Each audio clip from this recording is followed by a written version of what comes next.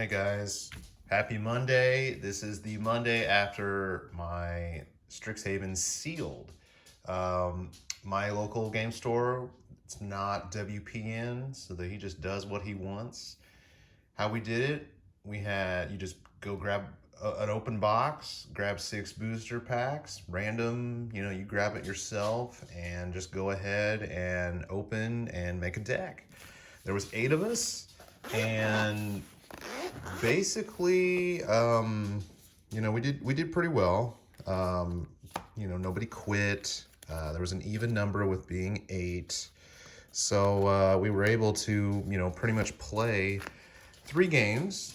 I had brought my tokens from my previous pack openings, which I will have some packs coming. Don't worry, don't worry. Just to start it off, I did very well, very, very well. Going in, I'll just kind of spoil it for you guys. I went, what would you call it? 2-0-1. So I tied with the final guy. He was also undefeated. He was actually playing 3 colors. He was playing black, green, and blue. I opened 6 booster packs, and okay, so I got some junky ad cards. Let's get those out of the way here. I'll just go ahead and show you the deck that I went with. I actually main decked this environmental sciences as my lesson here.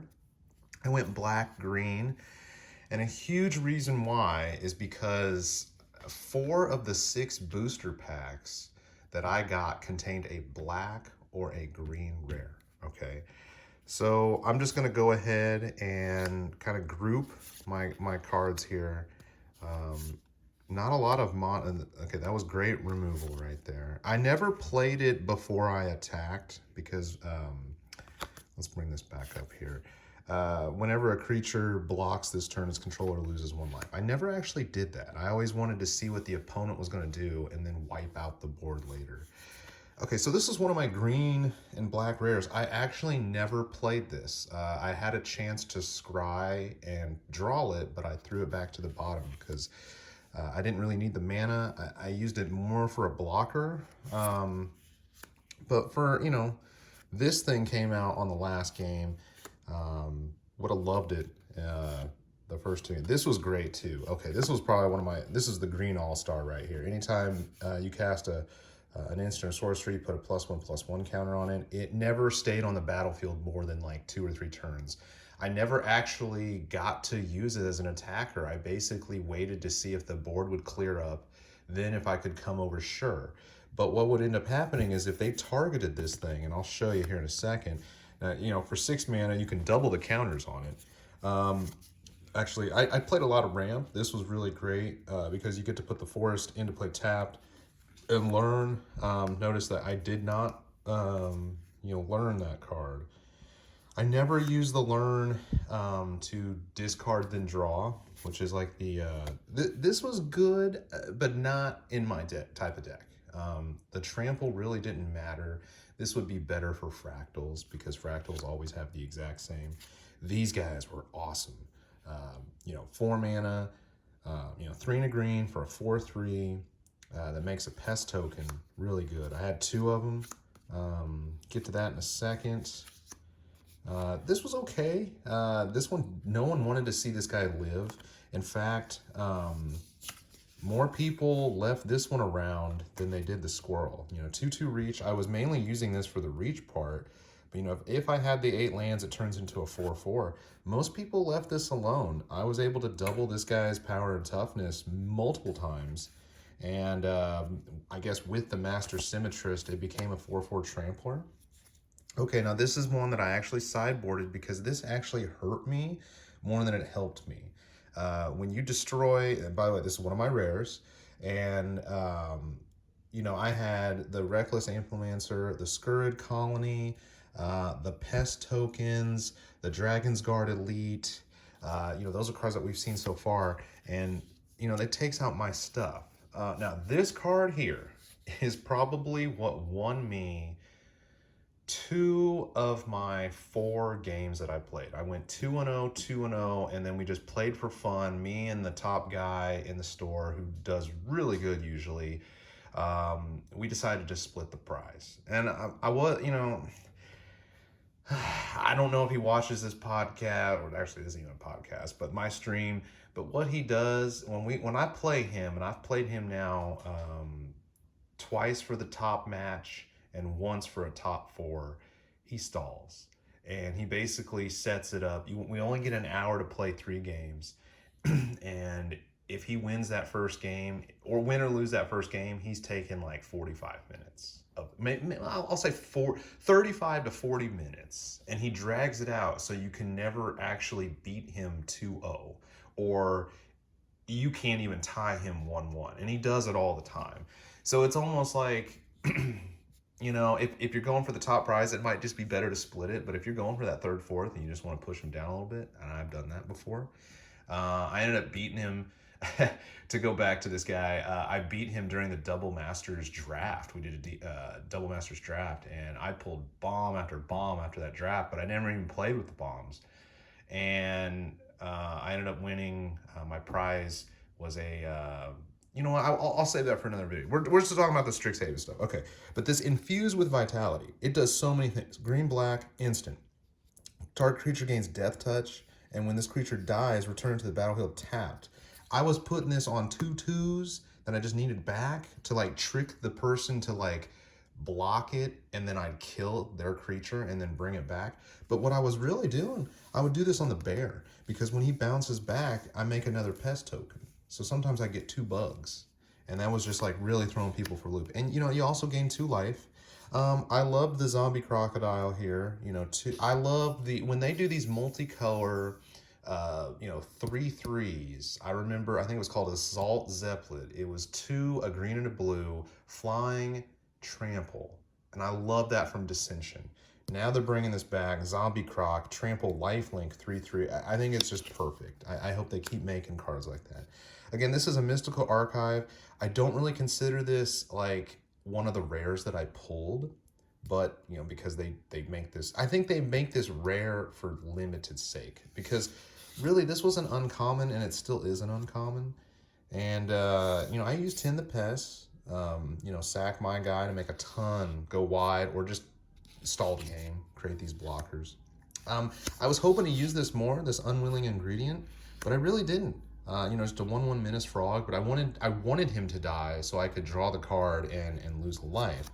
Now this Witherbloom Pledge Mage, again, I use this mainly for a wall, because by the time I got this out, I had so many efficient 2/2s or 4/4s or 4/3 bears that I use this as backup.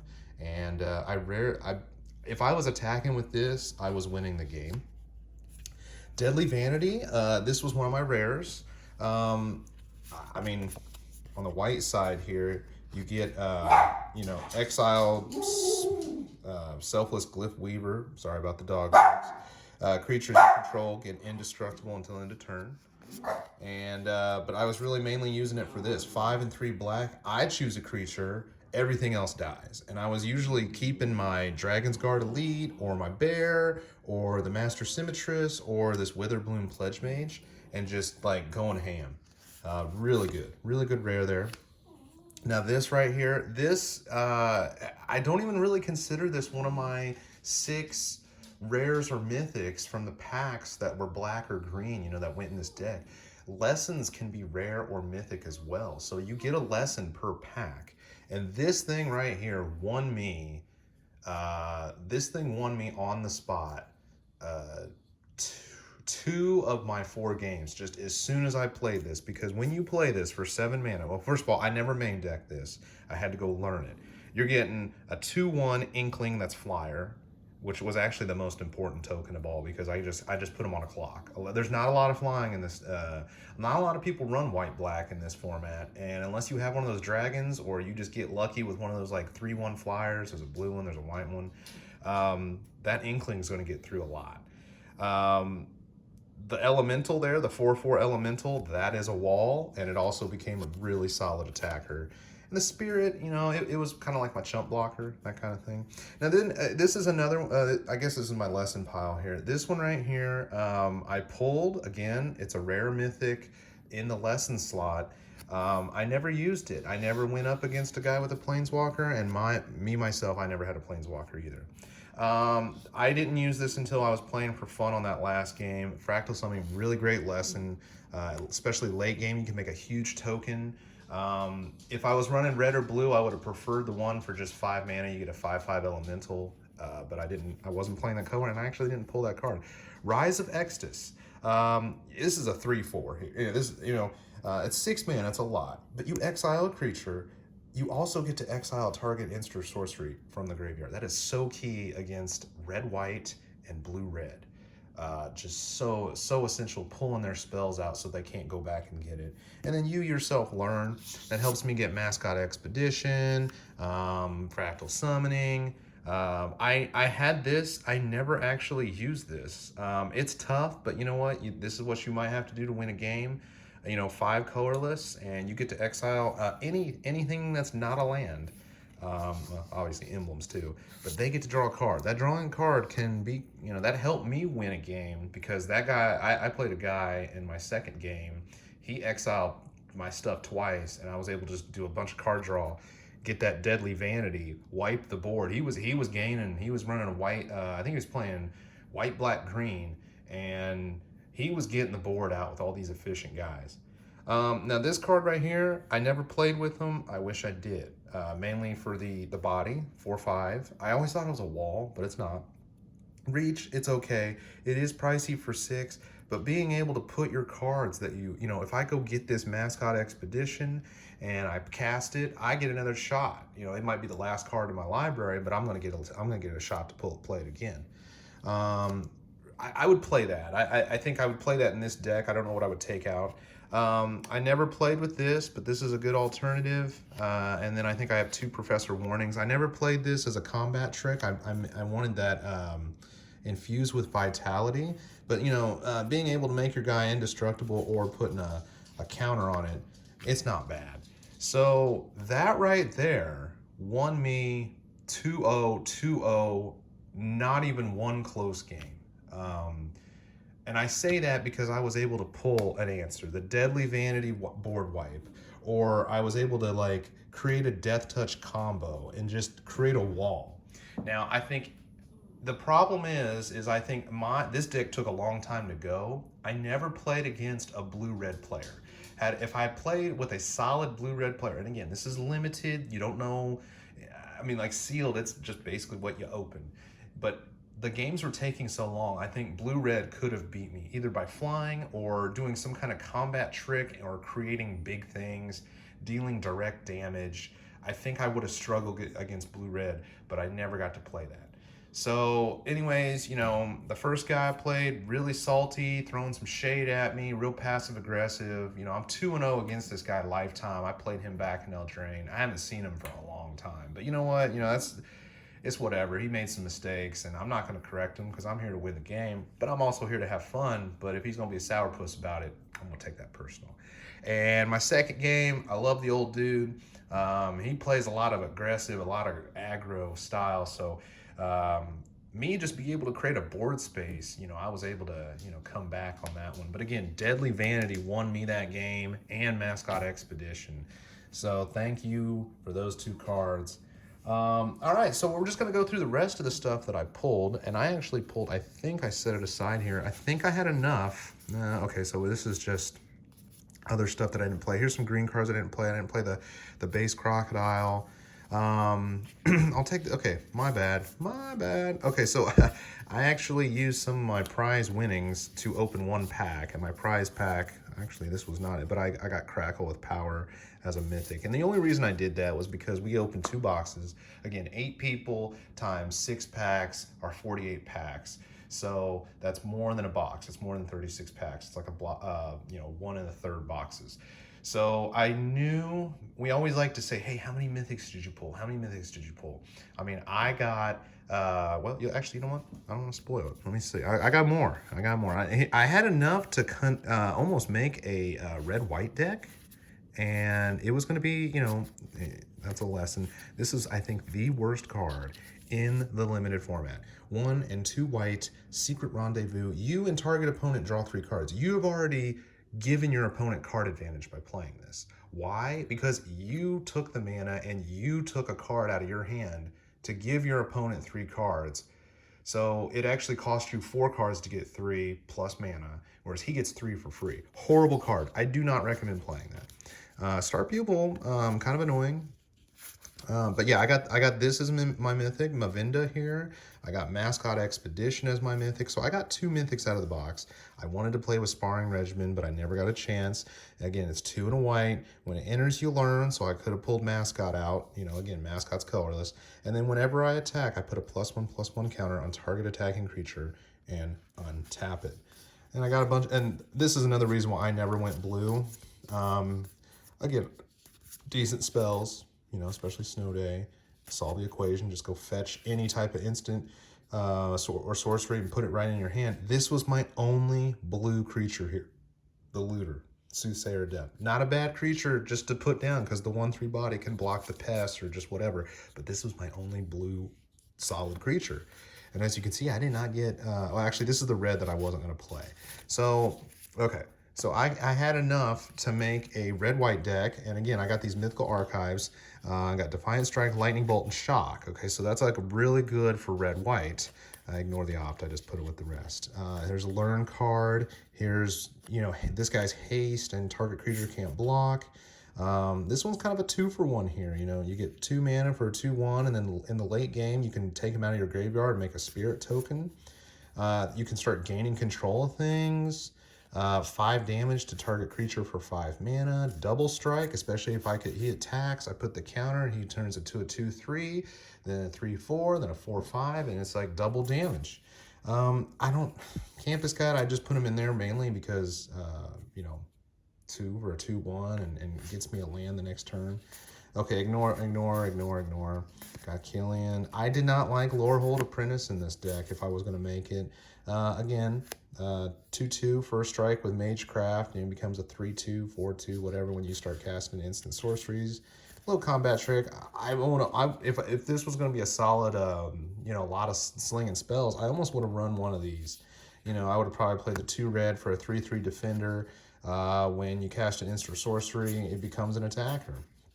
I love this here. This kind of goes back with the Crocodile. It's just these multicolor base cards. Like, they're kind of vanilla, but they're like, they give you just a simple ability. It's timeless. I mean, like, it's like perfect for the colors here.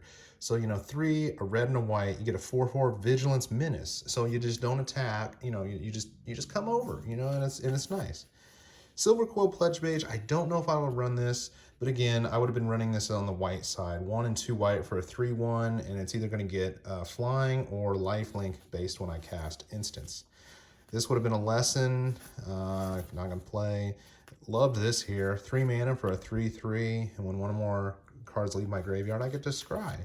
Zimone's great, but again, I'm not playing red-white. Now here's what, okay, I played with the Quandric Campus. Why? I played 8 forests, 8 swamps, and then I played this campus for land number 17. That scry actually helped me in any game that I was stalling. It prevented any kind of flood. I guess I could have done the Silver Quill. I almost didn't run it because I wanted if it was a green-black, I would have done it instantly, but I didn't. So it actually helped me win the game. So those scry lands are really, really crucial, especially if you can put one down turn 1 and then just in the late game, you got some extra mana at the end of your opponent's turn. You play the 4 colorless, you know, into it, and you just go. So anyways, that was my sealed experience. We're going to be doing a draft here in about 2 weeks. And, you know, I don't know, I can't speak, but out of that box, okay, so we opened 1 1/3 boxes. I got my prize pack. I got another mythic out of that box. I forgot to tell you, there were only, excluding that 1 mythic, out of the 8 people, there were only 5 mythics that were pulled. So there's some mythics left in that remaining half box, but out of the mythics that were pulled, you know, I got the Owl, I got Mascot Expedition, I I guess I got the fire thing. It's not, and I want to say someone else got a mythic, but it wasn't a dragon. It wasn't a planeswalker. Oh, it was that, it's that one spell, I think, is it called Solve the Equation or something, where it's like your entire library, you get a, whatever the size of that is, like you get a fractal token that's like that number based on how many cards are in your library. So that it's a, it's a decent one, but not a great one. And so these boxes were not returning value on price. But again, the name of the game is the fun. I got my money back and then some more on basically tying for first place. Can't complain. Had a great time. Really enjoyed it. So I will be back in 2 weeks. Again, this was the Strixhaven sealed competitive play. Hope you enjoyed. I'll see you guys later with my set box opening. I think I'm only going to open one. There's not enough value in this set, and I'm going to open the bundle. We'll do that later this week. Catch you guys later. Peace.